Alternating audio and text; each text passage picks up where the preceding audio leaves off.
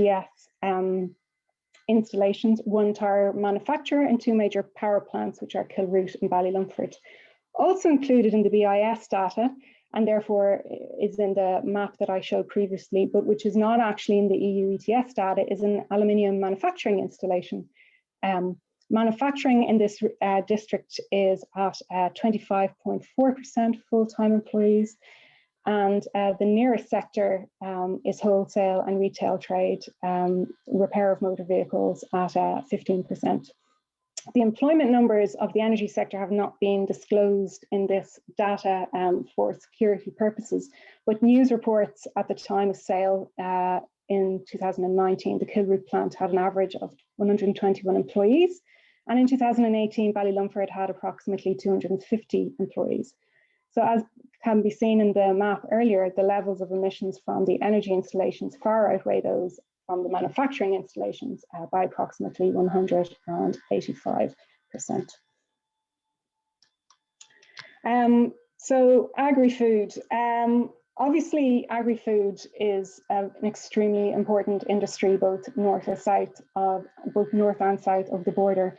And the food system itself is going to be coming under significant pressure in coming decades from both climate mitigation policies, the requirement to reduce emissions, but also the impact of climate change globally. And this is likely to put severe stress on our food systems. Land use itself presents a huge challenge to climate policy, both north and south of the border, given the need to reduce land-based emissions. The importance of the agri-food sector to many economies adds to the challenge of emissions reductions.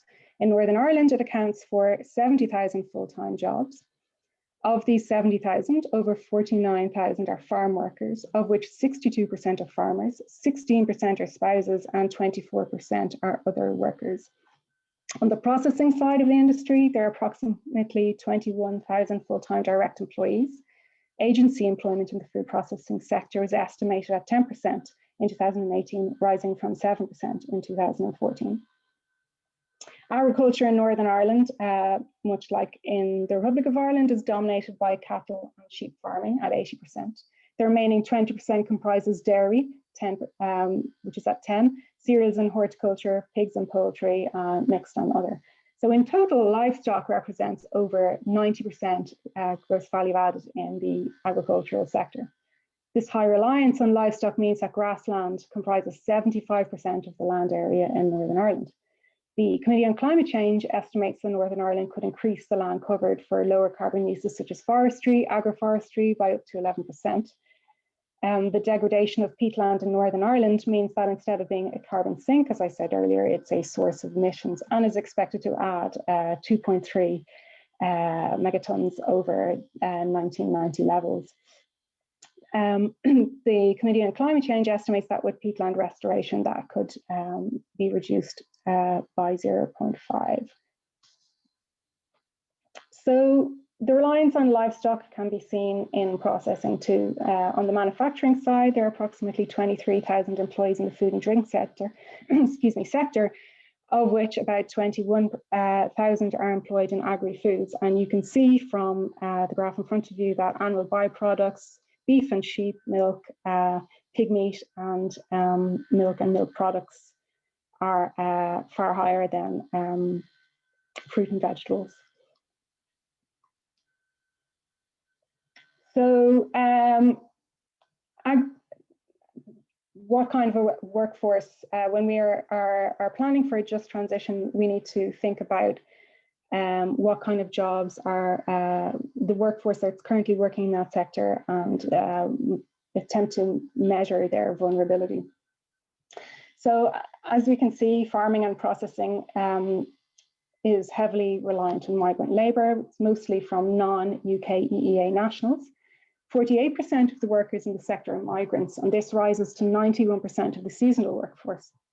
The processing sector employs approximately 40% of non-UK EEA workers, approximately 40% workers, and 60 to 70% of those are in beef and lamb processing.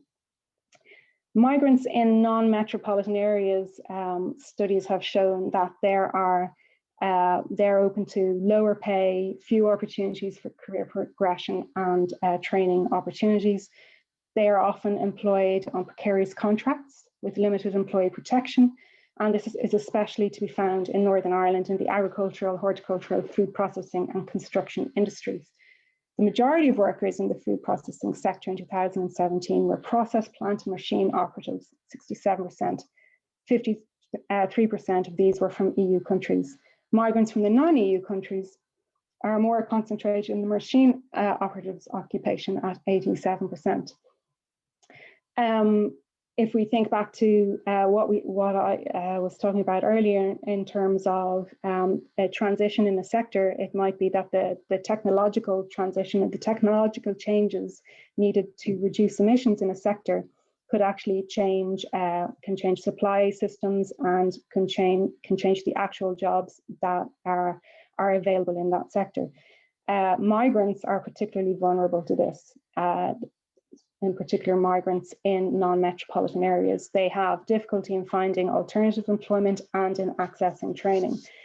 So if when just transition is being planned for Northern Ireland, it will be extremely important to look at the agri-food sector, given that it's such an important sector, but also given that it is home to many vulnerable employees. And I'm in danger of running over my time, so I might be a bit quick going through the final slides, but we can go back to them. In planning for a just transition, we also have to ask, like, what does a low carbon economy look like? What kinds of jobs are going to be available? The answer to this question is often green jobs, but how do we define green jobs?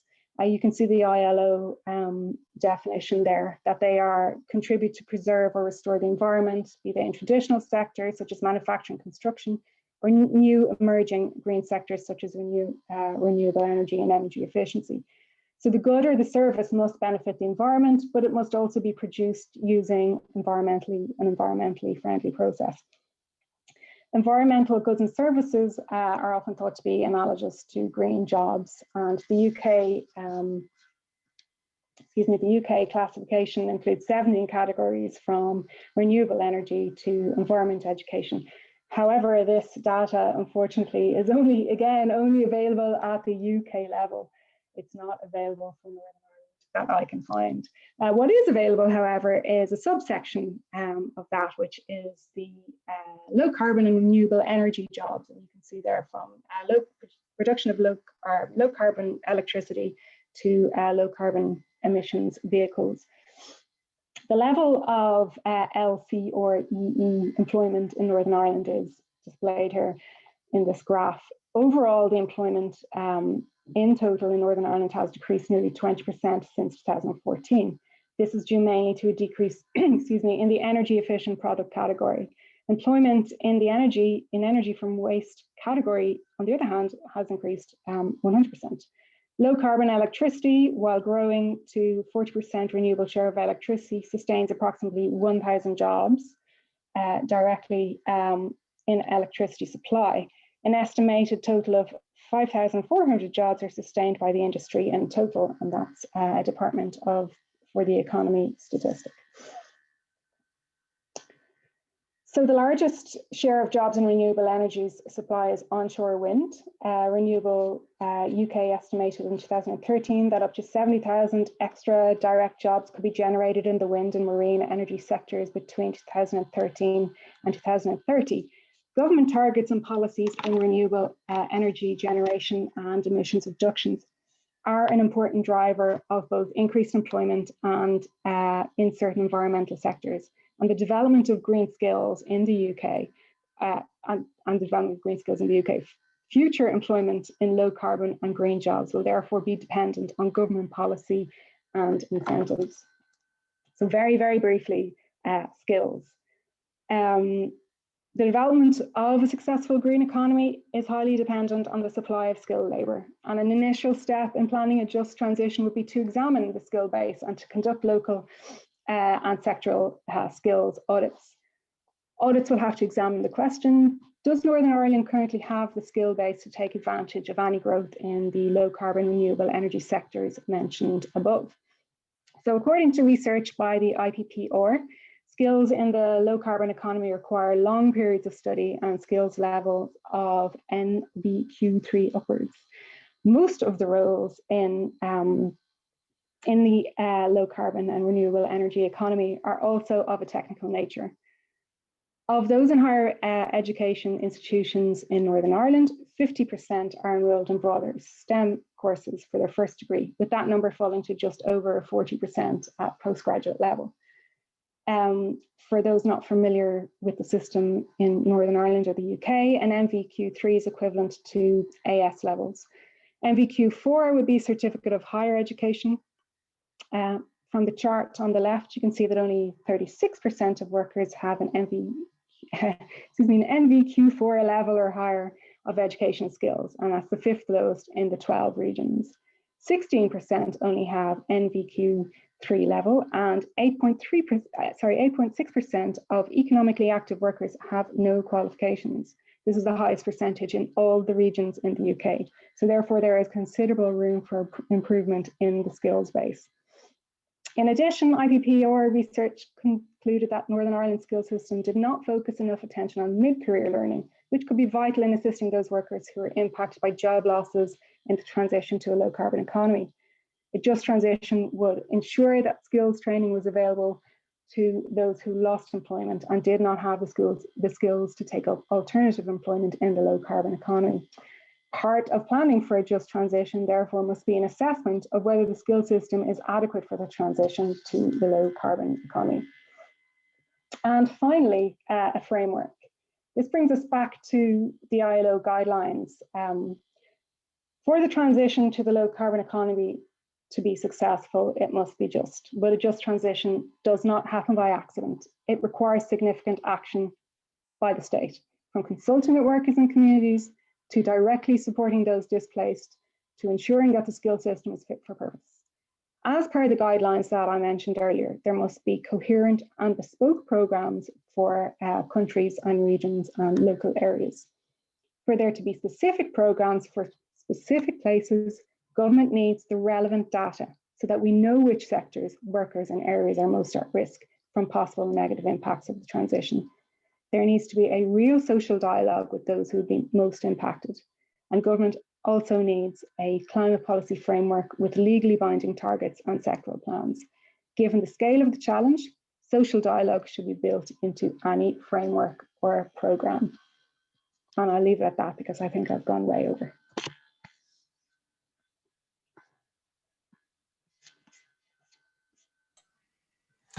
Thank you, Aoife. Thank you for that presentation. Just before we kick off the discussion, Seán will do a little presentation there, just responding to Aoife's slides. So at that, I'll let Seán take that away.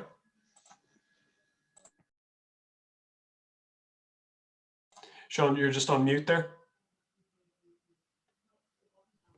There it is now. All right, listen, thank you, Aoife, and thanks for the invitation today. I think Aoife's paper is fantastic, and I think it's going to be a really sort of valuable contribution to what is a very scarce literature on just transition in the North. And part of that was work that myself and Professor John Barry had undertaken last summer. The Department of the Economy were looking at a just energy transition and to define what that might mean, but also you know, what impact on the economy and stuff that might have. So some of the main themes and findings that we sort of found in our research, which was largely desk-based, but involved quite a few interviews with trade unions and sectors affected and with other parts of the economy, primarily the private sector.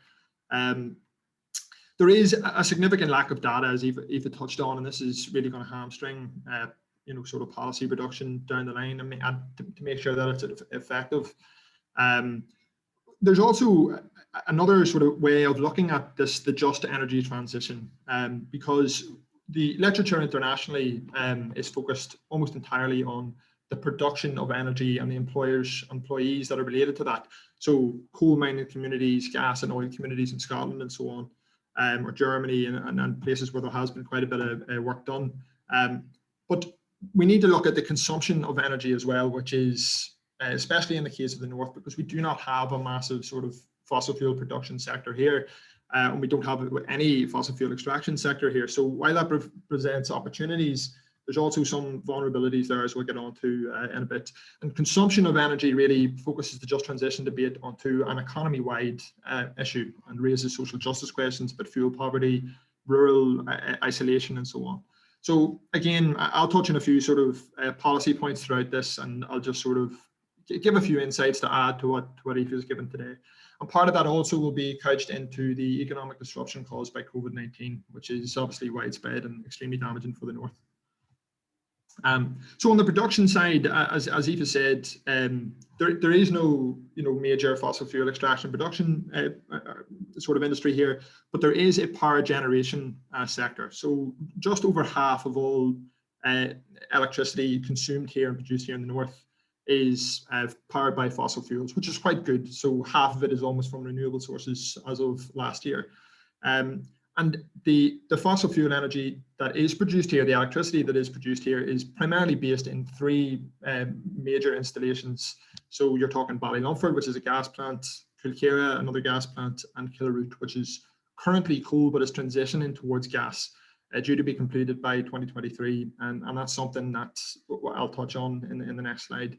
So there are 300 or more full-time employees. There are many more than part-time employees and agency staff and so on in these areas. So again, opportunities that this isn't a massive sector with structural importance to the economy in the 6 counties, but there is a problem with carbon lock-in because Killroot is now about to undergo an investment of about £600 million sterling, which for the new owner, GP UK, they're a Czech energy giant.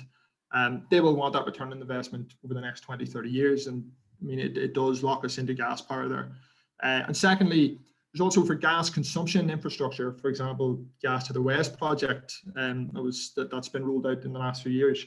It is financed by a 40-year low-cost loan, which quite by definition depends on the use of that gas infrastructure for the next 40 years, which brings us way past even unambitious targets for net zero by 2050. So we do have a wee bit of a problem there.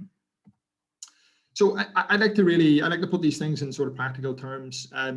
The just transition at Killroot, I think, is a case study that the union movement here and the Green movement really need to start focusing on. So Killroot almost closed down a few years ago when it failed to secure capacity for coal-powered electricity to the integrated single electricity market.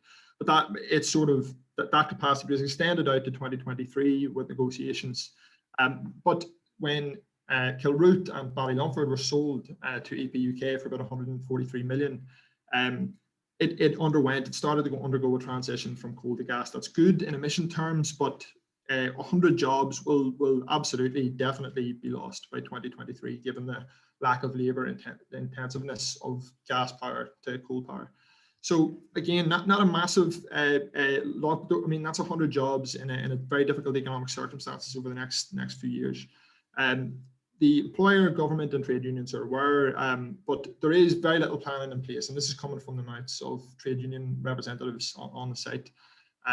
We do not want to have a situation, for example, like Bord na Móna, when there's a sudden closure of peat plants, which has a knock-on effect to employment, and where people are scurrying then to develop policy and so on, and could have possibly unjust outcomes, and thereby tarnishing the sort of reputation of what a just transition is and should be.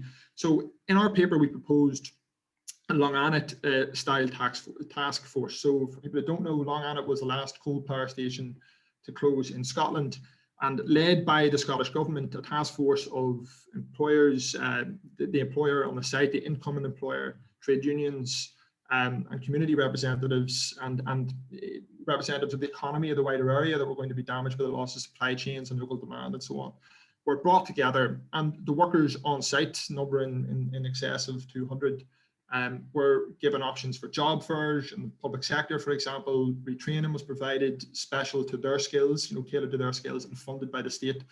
And we thought this was a very good model, not a perfect one, and I'll get onto these lessons in a minute, but we thought it was a good model that the Department of the Economy should really take a lead on here.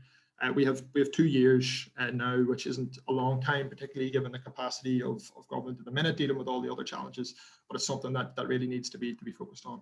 Lessons to be learned as well, because when employment transitioned away from the site in Longannet, it also meant a transition away from, you might say, more better conditioned jobs with trade unionisation stuff. And in the words of someone who was involved there and with the Just Transition Commission in Scotland, it was also a transition away from trade unionisation, and that's absolutely not what we want.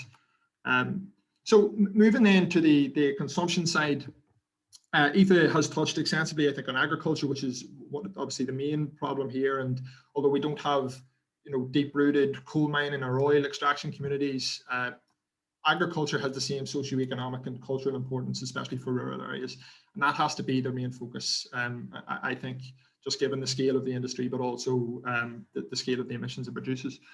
When we look at the consumption of energy by the source and then the type of energy it's used, that gives us some insights into what our priorities should be for the just transition. So bringing your attention here to this graph, you'll see that just over 3/5, almost 2/3 of all energy consumed in the north in 2017, there's no reason to say this has changed significantly over the last few years, was petroleum products. So we are, the north is an area of very high home heating oil. There's not a lot of gas infrastructure and so on, or electrified heat technologies. And you'll see that from here, 50% of all energy usage was heat energy, 33% was transport energy, and 17% was power energy. And the power story is a good one. We have really decarbonized the power supply here, that's electricity, and the proportion of power of the energy share should increase as we electrify vehicles and electrify heating technologies and so on. But it is a small part of the emissions problem. At the moment, there's 47,000 gigawatt hours of energy consumed in this year. We're talking about 2017, producing in and around 20 million tons of carbon. And our focus should be on getting a sharp plunge in the emission curves in the short term, while the sort of behavioural and attitudinal changes take place over the next few years with regards to public transport and so on. So this gives us an insight, as I said, into some issues around fuel poverty, because the use of heat energy and the excessive use of heat energy is because of inefficient homes. And the just transition needs to focus on social justice issues and so on. So that should be a priority. So too should public transport, and especially in rural areas. There's often a lot of talk about business as usual, and we'll just replace a lot of private cars with electric vehicles and so on. Less than 1% of the current fleet of private vehicles in the north are electric vehicles. It isn't a good use of resources either abroad for the precious metals that need to be extracted to produce batteries for electric vehicles and so on. To just replace that wholesale, there needs to be a massive and sort of change in culture, that we become a much more public transport oriented society. And as I say, as the Committee for Climate Change recommended in 2019, 68% of homes in the north are based on home heating tanks, so your oil tank in the backyard. There's an opportunity here for us to not take this step that other countries have taken, other areas of the world have taken, from oil to gas to renewable technologies. We can leapfrog that and go straight to electrification of heat technologies and so on. So as I said, this gives us a structural view of the economy, but it has knock-on impacts for employment. And on that employment, it is difficult. There's very little data on this, but what we applied for our paper was this very jargon-heavy eco-transformation of industry matrix. And so what you're looking at on this graph on the right-hand side, there's a lot of information, I'll try and keep it focused, is the SIC employment shares of different sectors in the north filtered into this sort of matrix. So this was initially produced for Britain and the north-wide basis based on the emissions intensity of all the different sectors of the economy. Well, we don't have that for north-specific data. It does give us an insight into at least defining some of these categories and pointing to, what are the opportunities here, what needs to shift away. So bringing your attention to followers here.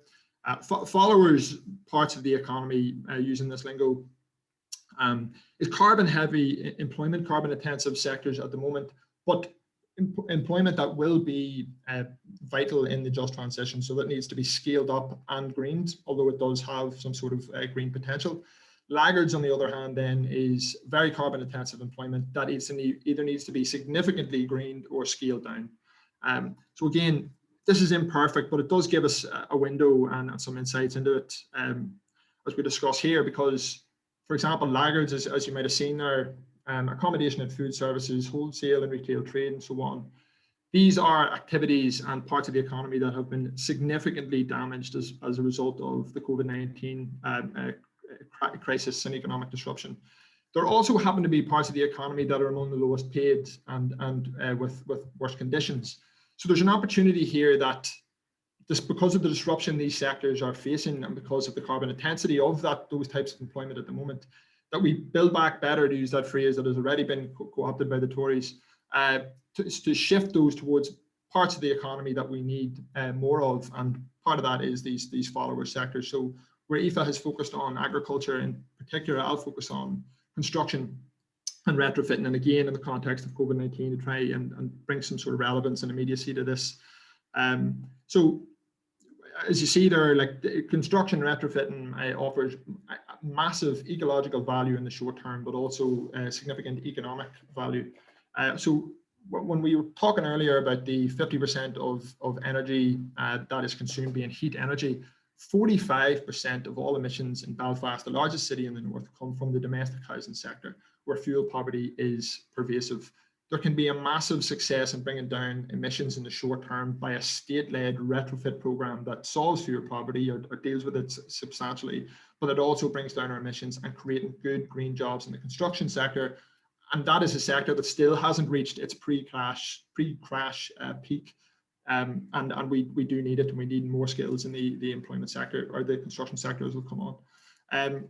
So I'll bring two references here that I found were very effective. The first one is from the Oxford Smith Institute, which looked at a green sort of recovery program from COVID-19 and the types of policies that would be the most effective in long-term multiplier effects for regenerating, restimulating economic activity, but which also have significant climate potential. So again, looking at you there towards the top of the graph, not a long-term or structural change to the economy in the way that research and development might do, or the broader infrastructural development might create, but it is of massive economic value and of climate value as well. And again, that just helps to visualize that. And for this one as well, this is from the Grantham Institute. Again, a lot of information here, but I'm drawing your attention to buildings and the construction sector. So this is on a Britain and the North wide basis. So again, not specifically tailored to the North, but we can gain insights from it. 60% of all jobs within the construction sector will be affected. 30% of those skills will need to be scaled down, and 30% will be in greater demand, so retrofitting and so on. So again, it shows us in the immediate term what we can do here and to be successful and really sparking the debate around a just transition. So to close for me, and again, a short presentation just to sort of add some insights to Aoife's paper. There were some broader themes and patterns that emerged in our interviews with people involved in this. There does need to be a skills transition, and Aoife has talked about some of that. But within that, there are issues of age and class, and also of scale. So, for example, when unions said that the older workers on the Killroot site, for example, might be in a position where they would prefer compensation and a shift and early retirement and so on. And a good model for that is the Spanish Plan de Carbon just transition model. But there are also much younger employees that will need retrained. There are now examples of local regional colleges and technical colleges being used to produce specifically tailored courses to retrain people as we need. And talking to these sectors, these skills are easily transferable. I mean, if you've been working in the power generation sector, for example, or in the home heating oil and distribution sector, where there's some 10,000 people employed, fitting oil boilers can easily be retrained to say fitting heat technology and so on. And talking of class, I mean, a lot of the skills at risk here are also those within sort of the lowest income groups in society, and that really needs to be hammered home, that this isn't more middle class professions in the professional sector and so on, and in the software development and that type of thing are more secure and will grow. Those skills aren't there at the moment, and government needs to take a role. This needs to be state-led. And then also as I said, there's an issue of scale. So to bring that example back of the home heating oil sector, for people distributing the oil and installing boilers and so on, the larger companies in sectors like that are very aware of the dangers to their business model due to the just transition and the climate breakdown and emergency. But smaller family-owned firms, particularly maybe in rural areas and so on, aren't so appreciative of that. And this really underlines the point about awareness, social dialogue, and co-production of policy, and that the state needs to listen to communities, allow communities to form that policy and feed in, and then produce policy accordingly. And great models of how to do this are a Just Transition Commission that is currently underway in Scotland. A group of experts and representatives from different sections of the economy, from students in the oil and gas sector, trade unions and so on, brought together to map out how they are going to reach a net zero and how to do that in a way that gains community consent and also is just. And that's something that the executive in the North should certainly look at. There's also a question here of state and fiscal capacity. So the housing executive in the North here, I'm talking a lot about retrofits and some of the short-term gains that can be achieved here. To raise the average rating of energy efficiency or inefficiency, in this case of the housing executive housing stock, from a D or an E energy rating to an A or a B will cost at least £2 billion. That's, excuse me, that's the housing alarm. 2 seconds.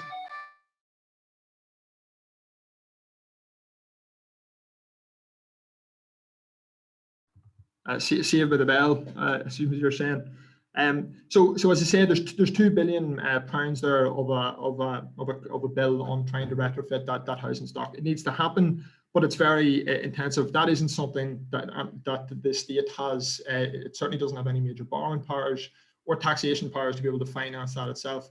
And that's only one part of the proposal. We need a massive rollout and restoration of rail lines and public transport infrastructure and so on. And so I think this needs to become a broader part of the just transition discussion in the context of the North. And then finally, for me to wrap up, we need a broader understanding of what a just transition is. So, I mean, a lot of policy work on this, particularly in the South around Bordemona and so on, has been focused on locally tailored policies. How can we transition people in fossil fuel production sectors out of those sectors in a just way? What skills do they need? How do we provide those skills and that training? That's important, but it doesn't deal with the unsustainability that caused the problem in the first place. And what we don't want to do is shift away from endlessly expanding and very unsustainable economy based on fossil fuels to an endlessly expanded and unsustainable economy based on renewable power. So, I mean, there's a growing literature on post-growth and the idea that we can't continue to grow the economy at the rate that we are, and then continue to supply that with more, say, renewable energy infrastructure, because the growing economy demands more energy. And if that happens, we're essentially just exporting our emissions to the developing world and in post-colonial situations. For example, I talked about electric vehicles and some of the metals needed for wind turbines and stuff like that. That's a very carbon-intensive activity. It doesn't happen here. So while we're lowering the emissions of our power sector, we're exporting emissions elsewhere. It looks better than it is. So while we talk about energy consumption and the emissions involved in that, we also need to talk about resource consumption and the impact that has on carbon emissions. So again, just to consider in just transition discussions, that we need to look at perhaps a well-being model focused on health, mental health, and redistribution of wealth in society, social protection, and so on, as the primary objectives of economic activity and not growth. So, for example, the economy in the North has risen in real terms by about 48%, has grown by about 48% since 1998. That growth isn't seen in communities, it's certainly not seen in rural communities where I am. So we need to ask the question, what is the point of growth? Who is it benefiting? And what are the ecological impacts of it? So potential can of worms open at the end of the presentation, but yes, thank you again to Aoife, and thanks for your time, folks.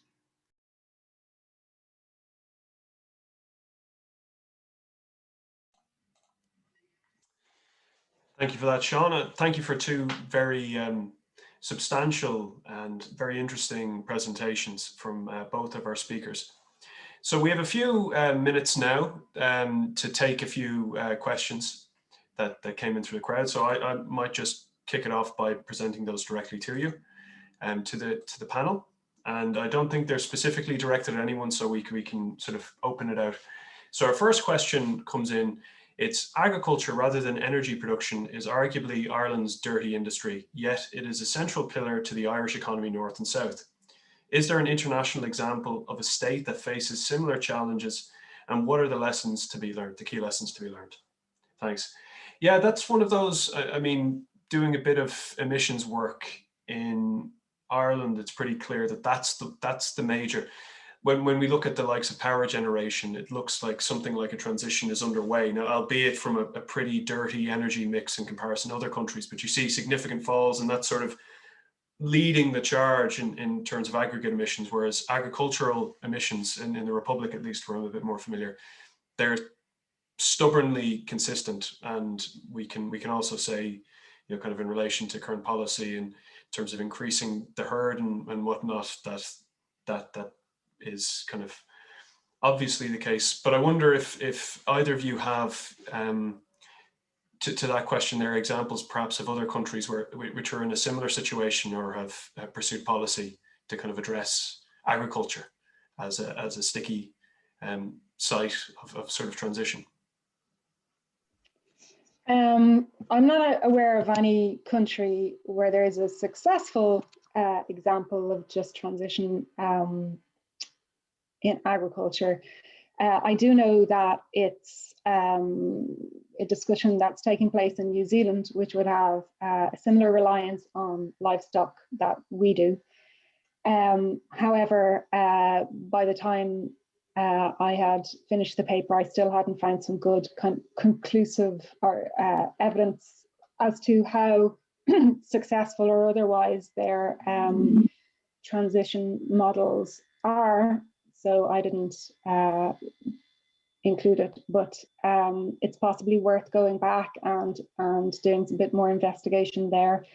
Aside from that, I'm not aware. Perhaps Sean is. No, is the unfortunate answer for very successful models. But I would draw people's attention to work by Sean McCabe and Task on this. So while we don't have maybe models of agricultural sectors of a similar size and a similar scale, we do now have a much greater appreciation of some of the policies that are needed to achieve this. So recommend a paper, the community-led transition, particularly in rural areas. So we're talking about solar on sheds, so farm infrastructure, that sort of stuff, nature-based solutions. And I mean, something, and Eva's talked about it, the average age of a farmer in the north is into the late 50s, and there is a decreasing likelihood for farms to be passed down through families as they were before. So, and also price pressure and so on, that it's economically unsustainable for farmers at the minute, and it's relying on vast public subsidies. So the sector is facing multiple crises, and so there are ways to increase farms' income through cooperatives, local cooperatives, farming cooperatives, and so on, but also better use of farmers' land like salvo grazing, habitat management, and so on. So I mean, there are policy examples out there, but not really fundamentally very strong examples internationally. Very good. So that I kind of suspected as much. But certainly, I mean, the fact that we'll be entering a sort of a policy space, like forging a new path on a policy space, doesn't mean that we shouldn't do it just because we don't have something ready to go. So just to kind of continue along, so given the proportion, again, related to agriculture, are either of you aware of engagement with the Ulster Farmers Union and other relevant unions with the executive installment and employers to ensure a just transition occurs? And if you're not aware of much or any engagement, what are the attitudes of the relevant kind of union players? I have no idea what engagement there has been with the Ulster Farmers Union. I suppose part of what I was trying to do with this paper was to look beyond farming and to look at the beyond just farming and to look at the agri-food system as a whole, because manufacturing is obviously a huge employer.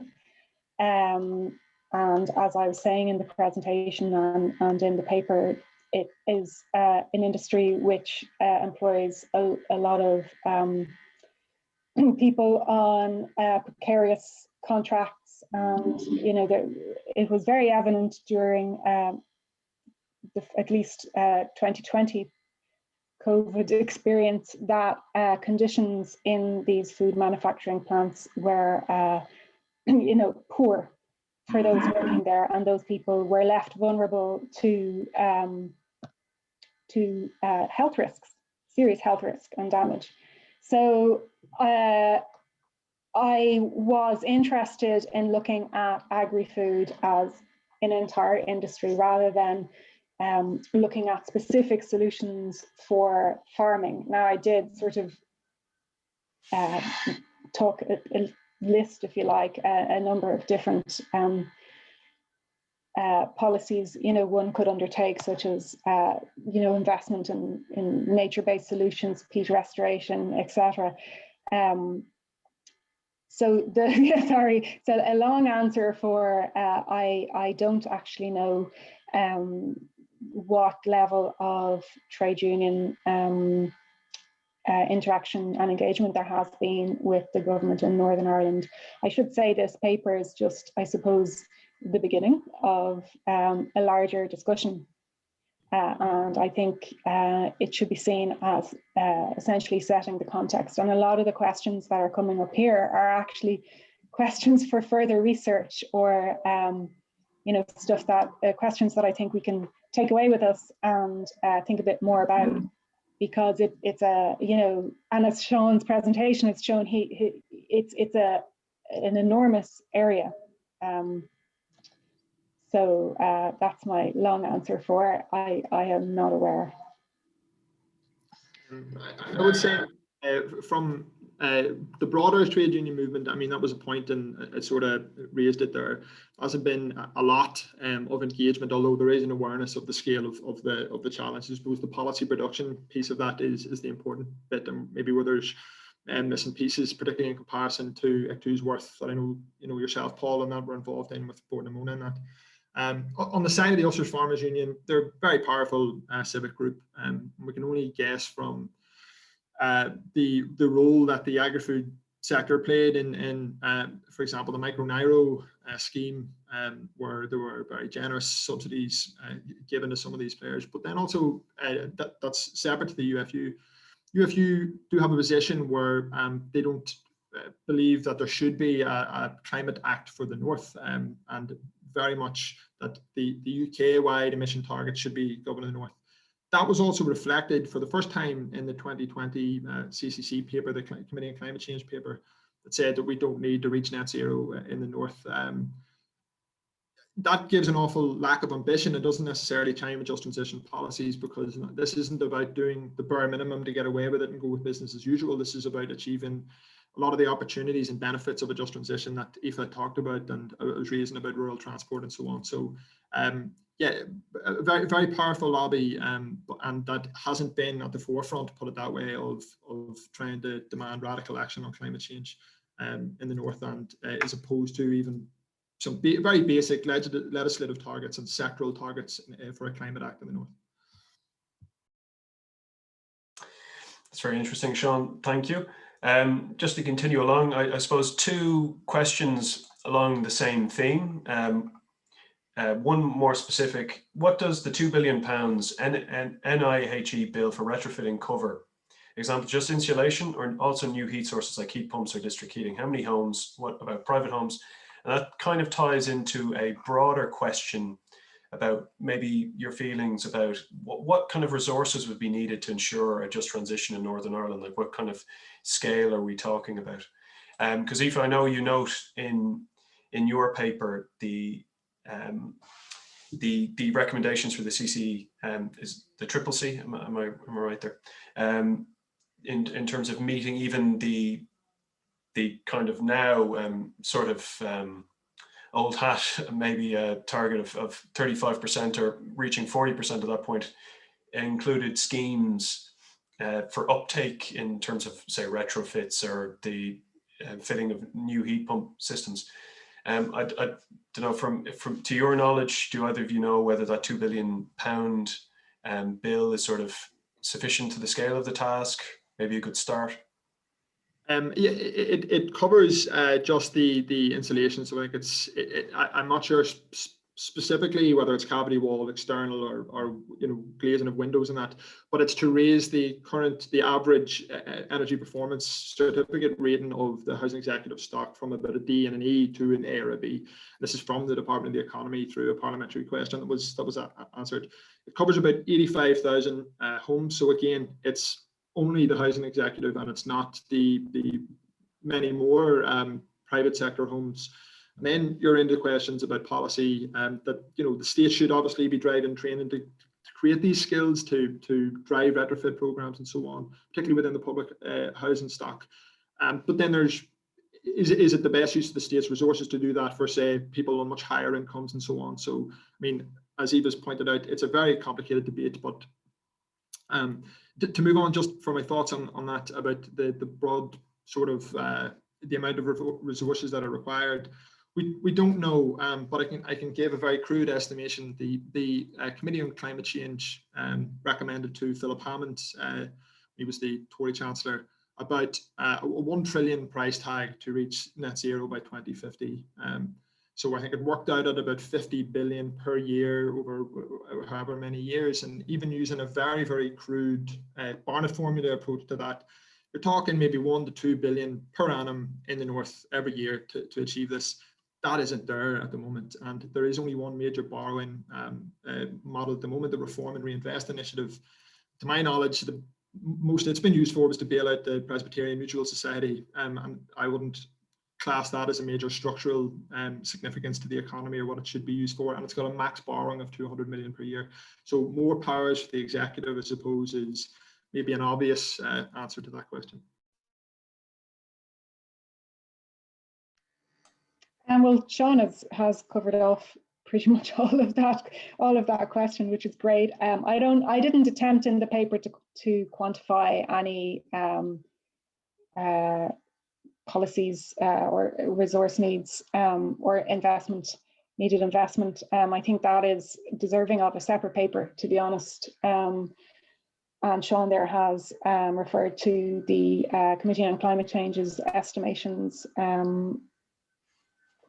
for their climate policies for reaching net zero. So I think as far as quantifying the cost of policies, I haven't done that. In terms of general resources, skills, education and training, investment in skills, education and training has to be seriously funded, I guess. But along with that, we have to look at how we are funding, this is just a general point, local and rural development, and whether the way in which local and rural development is funded is fit for purpose, and whether it is funding the right things. Investment in Seán has mentioned there, I mean, it's come up already, but, investment in energy efficiency for homes, in particular for those on lower income. So, there's a lot of, there's a big resource need, but I haven't attempted to quantify it. Safe, that's probably work and warrants its own. So just to kind of conclude here, we're running close to time here, but I might present just the final two questions. We have a question as to who or how or who should lead in the establishment of a forum to get the debate going, since we are way behind in involvement and having a voice. And I'll just read the second question, and either of you can intervene. So has the dislocating effects of Brexit thrown a regulatory spanner in the works to develop north-south approaches to just transition across the island? Or by default, has Brexit created impetus and potential opportunities for all island or cross-border cooperation? So if you have any comments on either of those questions, fire away.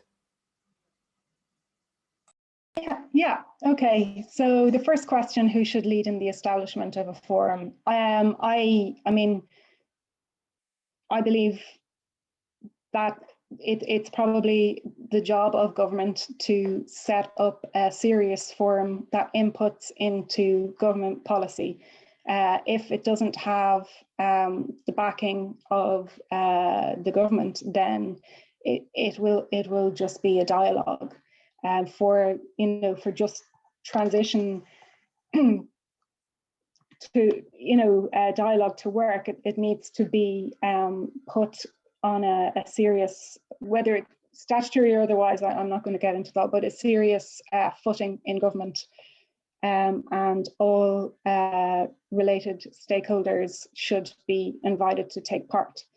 So that's it should be state-led, I guess, is my answer to that. Brexit is my other specialty topic. So the question, has the dislocating effects of Brexit thrown a regulatory spanner in the works to develop all north-south approaches? Or has it created an impetus? I'm going to say yes and yes. It has made things more difficult for both jurisdictions to cooperate in improving environmental protection north and south. Up until now, we've always relied upon the framework for the same European Union environmental framework. That obviously is no longer exists as before. The deal that was made just before Christmas, it is predominantly impacts on trade. So that will, provide some legislative equivalence both sides of the border, but not all environmental issues can be resolved or can be found in trade. Does it create a potential? I think there is a moment. It has created a moment, and it has made people perhaps, we took for granted the institutions of the Good Friday Agreement, and we took for granted that they were, perhaps not operating to their full potential, but we took for granted that they would just continue. And now there has been a sort of a break between both jurisdictions, and I think that there is a movement now, not a specific movement, but an impetus from civil society, but also from public representatives north and south of the border, to see how we can better approach these shared challenges that we have in terms of climate, energy, water, all across the environmental policy areas. I just, the first point, partly because I know very little about Brexit, and it's like a long-running TV drama where the end gets much less interesting. It absolutely should be state-led. I mean, there's evidence of this, of more successful transitions, or at least attempted transitions, being led by the state. For example, a report by the Breakthrough Institute looked at the 5 most successful projects of decarbonisation of energy systems throughout the 20th century, and mostly hydroelectric power in places like Brazil and that, but all led by the state. And it gains consent because there's value for communities in this if there's decent jobs and that created. And so the model again that I point to is the Just Transition Commission in Scotland, which is a very, very cost-effective way of involving key stakeholders in society, from feeding up the wishes of, say, the trade union movement and students movement and residents and so on, and building that into public policy. And it is very tricky, as Aoife says, about, does that have a statutory footing or not, because I mean, the cost that's going to come back is going to be enormous. And so I suspect the political will won't be there for that.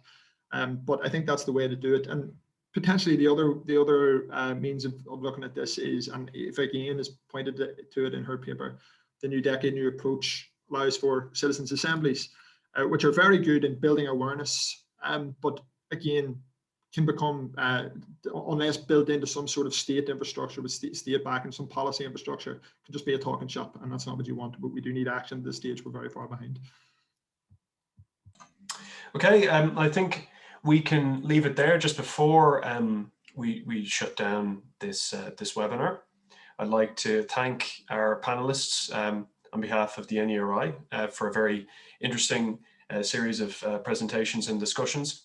And just before I close, just to make you aware of upcoming events from the NERI, all in the form of webinars that you can sign up to, which you will see on our website, incidentally. So coming up on the 23rd of February, and the next event we'll have is our 8th annual Donal Nevin lecture, and that will be by Professor Cormac O'Grada on the Irish economy after a century. So be sure to come along to that. And we have another seminar presenting on a paper, The Future of the Irish Social Welfare System. That'll be on the 24th of March at 3 o'clock. As ever, you can register through the site, and Louisa, my colleague, she can register everything, and I'd also like to thank her for helping set up this event today. So at that, thank you everyone for joining us, and I hope you attend our next seminar. Goodbye.